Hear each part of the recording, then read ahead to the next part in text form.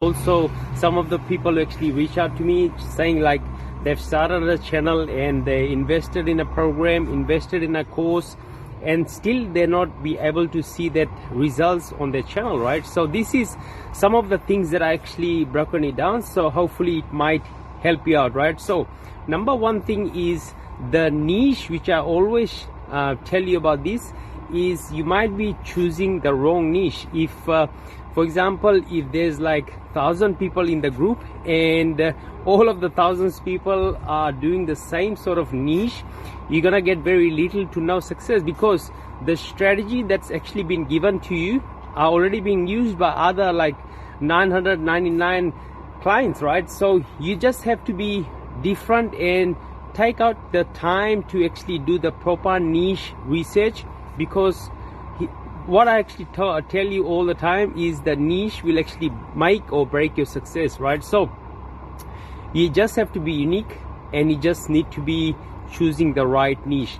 Right niche, I mean by you need to be researching on the channels, like smaller channels who are getting like a lot of views. Like for example, a channel which only got like 500 subscribers, but the views on that channel and the video they're uploading is maybe they're getting like 100,000, 200,000 views on each and every single video, right? So that way you can actually know this is a viral kind of niche, and this is a new channel that's actually starting, and when they start uploading videos, and you can actually take some of their results, right, and take some of their traction once you start uploading those similar kind of content, and just be different and unique in your own way, right? So not everything that you are getting told, you just have to do the research yourself, and it's like a step-by-step process, right, that you need to be doing, and it's like an ongoing way to your own success, right? No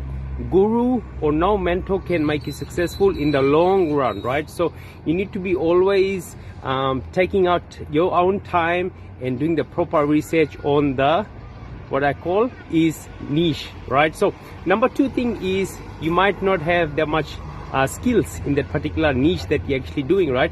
What I normally do is I find niche which I don't have any knowledge about, but I find the right team who actually knows the niche more than I can ever imagine to know, right? So I actually invest in the team, and it's good if they know that niche inside and out, so that way they can actually upload the video on that particular trends, right? So that's number two thing. Number three thing is you just don't have the budget to continue to grow and scale your channel, right? Because as you continue to grow and scale your channel, you need to be investing more on your video. Like for example, if you started channel 1 year ago, and if you still till this day you're putting like $20-$25 per video, right, you need to be investing more on your video. I know people invest like thousands on their channel and per video, right? If you go and look at a very successful NBA channel, I forgot the name, but per video I know they spend close to about $2,000, right, including the thumbnail, the voiceover, the video editing, right? They invest a lot of money to be able to get like millions of views.